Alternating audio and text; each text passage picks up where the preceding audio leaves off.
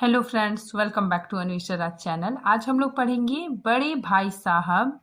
ये जो कहानी है प्रेमचंद द्वारा रचित, तो इस कहानी के महत्वपूर्ण प्रश्न को हम लोग देखेंगे। ठीक है, ये कहानी मानसरोवर भाग 1 में संकलित है। ठीक है, तो इस कहानी का हम लोग महत्वपूर्ण प्रश्न को देखेंगे। ठीक है, चलिए शुरुआत करते हैं। सबसे पहले देखते हैं इसका लेखक। ठीक है, इस कहानी के लेखक कौन है? मुंशी प्रेमचंद। ठीक है, और ये मानसरोवर भाग 1 में संकलित है। ठीक है, देखिए सबसे पहले नंबर 1 क्वेश्चन, बड़े भाई साहब के लेखक कौन है? तो प्रेमचंद जी। ठीक है, नंबर 2 क्वेश्चन देखिए, मुंशी प्रेमचंद का प्रसिद्ध कहानी संग्रह मानसरोवर कितने भागों में संकलित है? तो 8। ठीक है, नेक्स्ट प्रश्न देखिए, प्रेमचंद जी ने लगभग कितनी कहानियां लिखी? ठीक है, तो प्रेमचंद जी ने मानसरोवर में मतलब टोटल कितनी कहानियां लिखी? तो 400। नेक्स्ट प्रश्न देखिए, बड़े भाई साहब किस कहानी संग्रह में संकलित है? तो मानसरोवर भाग 1 में। ठीक है, नेक्स्ट प्रश्न है कि बड़े भाई साहब के मुख्य पात्र कौन है? तो बड़े भाई साहब और लेखक। ठीक है, यहाँ पे मैं लेखक के लिए आया है, तो लेखक और बड़े बड़े लेखक के बड़े भाई साहब इस कहानी के मुख्य पात्र हैं। ठीक है, नेक्स्ट प्रश्न देखिए, बड़े भाई साहब कहानी किस शैली में लिखी गई है? तो आत्मकथनात्मक शैली में लिखी गई है। नेक्स्ट प्रश्न देखिए, लेखक और उनके बड़े भाई साहब कहाँ रहते थे? तो छात्रावास में रहकर पढ़ाई करते थे। ठीक है, फिर नेक्स्ट प्रश्न देखिए, बड़े भाई साहब लेखक से कितने साल बड़े थे? तो 5 साल बड़े थे। ठीक है, फिर नेक्स्ट प्रश्न देखिए, बड़े भाई साहब का स्वभाव कैसा था? ठीक है, तो लेखक के जो बड़े भाई साहब थे उनका स्वभाव कैसा था? तो अध्ययनशील। ठीक है, नेक्स्ट प्रश्न देखिए, बड़े भाई साहब का प्रकाशन काल कब है? तो 1934। ठीक है, नेक्स्ट प्रश्न देखिए, लेखक के टाइम टेबल से कौन सी मद उड़ जाती थी? ठीक है, मतलब यहाँ पे पूछा जा रहा है कि जो लेखक टाइम टेबल बनाते थे तो उसमें किस चीज की बिल्कुल भी जगह नहीं होती थी? तो वे खेलकूद से संबंधित कुछ भी चीज उसका टाइम टेबल नहीं बनाते थे। ठीक है, मतलब खेलकूद से संबंधित कुछ भी नहीं डालते थे। ठीक है, मतलब सुबह उठना, ब्रश करना, नहाना, पढ़ना, फिर स्कूल जाना, फिर आना, फिर टहलना, फिर पढ़ना, मतलब खेल कूद के लिए जगह नहीं रहता था। ठीक है, नेक्स्ट प्रश्न देखिए, अंधे के हाथ बटेर लगना। ठीक है, इस मुहावरे का अर्थ क्या है? इस मुहावरे का अर्थ बिना योग्यता के बहुत अधिक मिल जाना। ठीक है, नेक्स्ट प्रश्न देखिए, खून जलाना। ठीक है, खून जलाना मुहावरे का क्या अर्थ है? तो शरीर को कष्ट देकर कठोर परिश्रम करना। ठीक है, तो खून जलाने मुहावरे का अर्थ क्या होता है? कठोर परिश्रम करना। ठीक है, तो ये सारे मुहावरे इस कहानी में आए हैं। प्रश्न देखिए, लगती बातें कहना। ठीक है, इस मुहावरे का क्या अर्थ है? तो हृदय पर आघात करने वाली बात कहना। ठीक है, नेक्स्ट प्रश्न देखिए, भाई की लताड़ सुनकर। ठीक है, लेखक क्या करने लगते थे? ठीक है, मतलब भाई की डांट सुनकर लेखक क्या करने लगते थे? आंसू बहाने लगते थे, मतलब रोने लगते थे।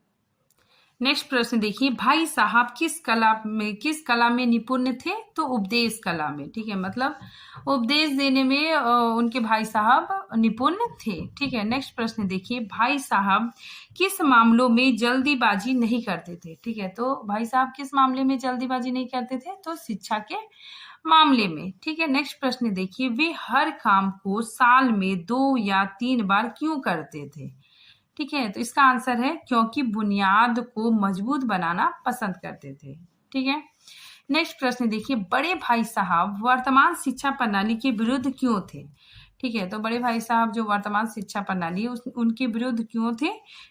देखिए इसका आंसर किताबी कीड़ा बनाती है और वास्तविकता से दूर है। ठीक है, तो जो वर्तमान शिक्षा प्रणाली है वो किताबी कीड़ा बनाती है और जो वास्तविक है, ठीक है, वो वास्तविकता से दूर है। ठीक है, नेक्स्ट प्रश्न देखिए, बड़े भाई साहब के अनुसार जीवन की समझ कैसे आती है? ठीक है, तो बड़े भाई साहब के अनुसार जीवन की समझ कैसे आती है? अनुभव से। ठीक है, तो कहानी में जो लेखक के बड़े भाई साहब है वो बोलते हैं कि जीवन की समझ अनुभव से आती है। ठीक है, नेक्स्ट प्रश्न देखिए, पढ़ने लिखने का क्या उद्देश्य है। ठीक है, तो उनके जो बड़े भाई साहब हैं वो क्या कहते हैं, पढ़ने लिखने का उद्देश्य क्या कहते हैं कि बुद्धि का विकास। ठीक है, पढ़ने लिखने का उद्देश्य बुद्धि का विकास है। ठीक है, नेक्स्ट प्रश्न देखिए, घमंड करने का क्या परिणाम होता है। ठीक है, तो घमंड करने का क्या परिणाम होता है, सर्वनाश। ठीक है, यहाँ पे इस कहानी में जो लेखक के भाई हैं, बड़े भाई साहब, वो बोलते हैं कि रावण भी क्या करता है, घमंड करता है। ठीक है, घमंड करने के कारण उसका क्या हो जाता है, सर्वनाश हो जाता है। ठीक है, नेक्स्ट प्रश्न देखिए, छोटे भाई यानी लेखक आंसू क्यों बहाने लगते थे। ठीक है, तो क्यों बहाने लगते थे, क्योंकि भाई साहब की लताड़ सुनकर। ठीक है, भाई साहब की डांट सुनकर वे आंसू बहाने लगते थे। ठीक है, नेक्स्ट प्रश्न देखिए, भाई साहब को क्या करने का अवसर मिल जाता था। ठीक है, जब लेखक खेलते थे, खेलने चले जाते थे, तो भाई साहब को क्या करने का अवसर मिल जाता था, नसीहत और फजीहत का। प्रश्न देखिए, लेखक टाइम टेबल क्यों बनाते थे, तो सुचारू रूप से काम करने के लिए बनाते थे। ठीक है, नेक्स्ट प्रश्न देखिए, लेखक का मौन क्या दर्शाता था। ठीक है, मतलब लेखक जब उनके भाई साहब डांटते थे तो लेखक कुछ भी नहीं बोलते थे। ठीक है, एकदम मौन रहते थे, चुपचाप रहते थे। तो ये क्या दर्शाता है, मुझे अपना अपराध स्वीकार है। ठीक है, नेक्स्ट प्रश्न देखिए, अम्मा दादा को क्या अधिकार प्राप्त है। तो अम्मा दादा को क्या अधिकार प्राप्त है, समझाने और सुधारने का। ठीक है, इसमें जो लेखक के बड़े भाई साहब हैं वो मतलब लेखक को बताते हैं कि अम्मा और दादा को हमें समझाने और सुधारने का अधिकार है। ठीक है, चाहे हम लोग कितना भी पढ़ाई लिखाई कर ले, लेकिन अम्मा और दादा को हम लोगों को समझाने और सुधारने का अधिकार है। ठीक है, नेक्स्ट प्रश्न देखिए, कितनी जमात वाले लीडर और समाचार पत्रों के संपादक हो जाते थे, तो 8वीं जमात वाले। ठीक है, नेक्स्ट प्रश्न देखिए, रावण के घमंड का क्या परिणाम हुआ। तो रावण के घमंड का क्या परिणाम हुआ, नामो निशान मिट गया। ठीक है, कोई चुल्लू भर पानी देने वाला भी नहीं बचा। ठीक है, नेक्स्ट प्रश्न देखिए, किसे अभिमान हो गया था कि ईश्वर का उससे बड़ा भक्त कोई नहीं है, तो शैतान को। ठीक है, नेक्स्ट प्रश्न देखिए, लेखक के लिए क्या लेकर बैठना पहाड़ के समान था। तो किताबें लेकर बैठना, ठीक है, बैठ के पढ़ाई करना पहाड़ के समान लगता था। ठीक है, नेक्स्ट प्रश्न देखिए, बड़े भाई साहब अपने छोटे भाई को क्या सलाह देते रहते थे। तो क्या सलाह देते थे कि वह खेल कूद में अपना समय ना गवाए। ठीक है, नेक्स्ट प्रश्न देखिए, लेखक को किस चीज में खुशी मिलती थी। तो खेलने कूदने में लेखक को बहुत ज्यादा खुशी मिलती थी। नेक्स्ट प्रश्न देखिए, दूसरी बार पास होने पर छोटे भाई के व्यवहार में क्या परिवर्तन हुआ। ठीक है, मतलब पहली बार पास हो जाते हैं, ठीक है, उसके बाद फिर दूसरी बार फिर पास हो जाते हैं, उनके भाई साहब फेल हो जाते हैं, तो लेखक के व्यवहार में क्या परिवर्तन होता है। देखिए, लेखक की स्वच्छंदता बढ़ जाती है। ठीक है, तो लेखक आराम से मतलब खेलने कूदने के लिए चले जाते थे। ठीक है, अपने भाई साहब को मतलब उतना डर उनके अंदर नहीं था। ठीक है, स्वच्छंद रूप से खेलने के लिए चले जाते थे। ठीक है, नेक्स्ट देखिए, शाहे रूम की क्या दशा हुई। तो अहंकार के कारण उसे भीख मांगनी पड़ी। ठीक है, नेक्स्ट प्रश्न देखिए, लेखक की हिम्मत कब टूट जाती थी। तो जब भाई साहब उन्हें डांटते थे तो लेखक की हिम्मत टूट जाती थी। ठीक है, नेक्स्ट प्रश्न देखिए, लेखक को कौन सा नया शौक पैदा हुआ था। ठीक है, तो लेखक को कौन सा नया शौक पैदा हुआ था, तो पतंगे उड़ाने का। ठीक है, फिर नेक्स्ट प्रश्न देखिए, भूमंडल का स्वामी कौन था। ठीक है, तो पूरे भूमंडल का स्वामी कौन था, रावण। ठीक है, नेक्स्ट प्रश्न देखिए, लेखक को मूर्ख रहना क्यों पसंद है। ठीक है, तो लेखक मूर्ख रहना क्यों पसंद करते थे, क्योंकि वह मेहनत नहीं करना चाहते थे, पढ़ना उनके बस में नहीं था। ठीक है, भाई साहब के उपदेश सुनना पसंद नहीं था। ठीक है, तो ये सभी इसका आंसर होगा। ठीक है, कि लेखक को मतलब पढ़ना बहुत मुश्किल लगता था। ठीक है, और लेखक को अपने भाई साहब का उपदेश सुनना भी पसंद नहीं था।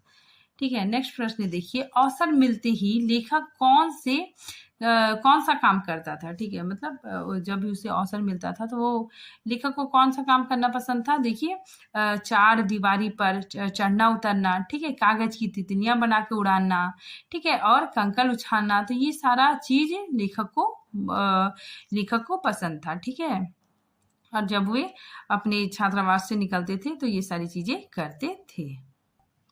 नेक्स्ट प्रश्न देखिए, बड़े भाई साहब दिमाग को आराम देने के लिए क्या क्या करते थे। ठीक है, तो बड़े भाई साहब जब पढ़ाई करते करते थक जाते थे तो वो क्या करते थे, कॉपी और किताब के हंसियों पर, ठीक है, मतलब हंसियों मतलब किनारे पर, ठीक है, कॉपी और किताबों के हौसियों पर कुत्ते और बिल्लियों का चित्र बनाते थे। ठीक है, एक ही शब्द को बार बार लिखते थे, बिना अर्थ के शब्द लिखते थे। ठीक है, तो इसका आंसर भी सभी हो जाएगा। ठीक है, ये सारे कार्य लेखक के बड़े भाई साहब दिमाग को आराम देने के लिए करते थे। ठीक है, नेक्स्ट प्रश्न देखिए, लेखक को अपने बारे में क्या धारणा बन गई। ठीक है, तो लेखक बार बार मतलब अपने क्लास में प्रथम आने लगे, ठीक है, अव्वल आने लगे, तो उनके मन में क्या धारणा बनने लगी कि वह बिना पढ़े भी पास हो जाएंगे। ठीक है, बिना पढ़े पढ़े भी प्रथम आ सकते हैं। ठीक है, नेक्स्ट प्रश्न देखिए, प्रेमचंद्र जी उर्दू में किस नाम से लेखन कार्य किया करते थे, तो नवाब राय। ठीक है, ये काफी इंपॉर्टेंट है, इसीलिए मैंने इसको यहाँ पे इंक्लूड किया है।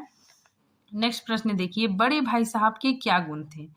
जो लेखक के बड़े भाई साहब हैं उनके क्या क्या गुण थे, देखिए, गंभीर प्रवृत्ति के थे, ठीक है, और छोटे भाई के हितैषी थे। ठीक है, अपने छोटे भाई की बहुत फिक्र करते थे। ठीक है, फिर वाक्य कला में निपुण, मतलब उपदेश देने में भी बहुत निपुण थे। ठीक है, तो इसका आंसर भी सभी होगा। ठीक है, नेक्स्ट प्रश्न देखिए, बड़े भाई साहब के अनुसार कौन सी बुद्धि व्यर्थ है। ठीक है, तो बड़े भाई साहब के अनुसार कौन सी बुद्धि व्यर्थ है, जो आत्मगौरव को मार डाले। ठीक है, नेक्स्ट प्रश्न देखिए, लेखक को भाई साहब की बातें अच्छी क्यों नहीं लगती थी। तो लेखक को अपने भाई साहब की बातें क्यों अच्छी नहीं लगती थी, क्योंकि भाई साहब क्या करते थे, उपदेश देते थे। ठीक है, और उन्हें अपने भाई साहब का उपदेश सुनना बिल्कुल पसंद नहीं था। नेक्स्ट प्रश्न देखिए, भाई साहब किस कला में निपुण थे। देखिए, इसका जो आंसर है, खेल में निपुण थे, पढ़ने में निपुण थे, ठीक है, कंचे खेलने में निपुण थे, या फिर पतंग उड़ाने की कला में निपुण थे। तो कहानी के अंत में मतलब बताया गया है कि जो बड़े भाई साहब रहते हैं वो मतलब पतंग की डोरी लेके वे दौड़ने लग जाते हैं। ठीक है, तो इससे पता चल जाता है कि बड़े भाई साहब को पतंग उड़ाने की कला में निपुण थे। नेक्स्ट प्रश्न देखिए, बड़ा भाई कभी खेलने नहीं जाता था। ठीक है, क्यों वो लेखक के बड़े भाई खेलने के लिए नहीं जाते थे। ठीक है, इसका आंसर देखिए, अगर वह खेलने जाए तो छोटा भाई बेराह चलने लगेगा। ठीक है, ऐसा वह मानते थे। ठीक है, तो उनका ऐसा मानना था कि अगर वो खेलने चले जाएंगे, ठीक है, तो छोटा भाई भी उसका अनुकरण करेगा। ठीक है, और उसका जो छोटा भाई है वो भी बेराह चलने लगेगा। ठीक है, नेक्स्ट प्रश्न देखिए, बड़े भाई साहब ने छोटे भाई पर रौब जमाने के लिए किस प्रकार की दुहाई दी। ठीक है, तो इसमें बताया जा रहा है जो लेखक है वो बार बार पास हो जा रहे थे। ठीक है, और उनके बड़े भाई फेल हो जा रहे थे, तो उनका रौब और दबदबा कम हो रहा था। ठीक है, तो उस टाइम वो क्या युक्ति बताते हैं। ठीक है, तो रौब जमाने के लिए किस बात की दुहाई देते हैं, तो अपने अनुभव और आयु की। ठीक है, वे बोलते हैं कि मैं तुमसे बड़ा हूँ, ठीक है, मुझे मतलब तजुर्बा भी ज़्यादा है, जैसे अम्मा बाबा को है। ठीक है, तो उसी तरह मैं तुमसे बहुत बड़ा हूँ। ठीक है, और तुम्हें मेरा कहना मानना चाहिए। ठीक है, नेक्स्ट प्रश्न देखिए, भाई साहब लेखक से कितनी कक्षा आगे थे, तो तीन कक्षा आगे थे। ठीक है, फिर नेक्स्ट प्रश्न देखिए, बड़े भाई साहब कहानी में हमें क्या सीख मिलती है। ठीक है, तो बड़े भाई साहब कहानी में हमें क्या सीख मिलती है, देखिए, बच्चों को किताबी कीड़ा नहीं बनना चाहिए। ठीक है, पढ़ाई के साथ साथ खेलना भी जरूरी है। ठीक है, नेक्स्ट देखिए, अनुभव किताबी ज्ञान की अपेक्षा अधिक लाभदायक होता है। ठीक है, जो अनुभव है वो किताबी ज्ञान से ज्यादा लाभदायक होता है। ठीक है, तो इसका आंसर उपरोक्त सभी होगा। ठीक है, तो आज ये प्रश्नों का सिलसिला यहीं पे खत्म होता है। मिलते हैं नए टॉपिक के साथ, तब तक के लिए थैंक यू।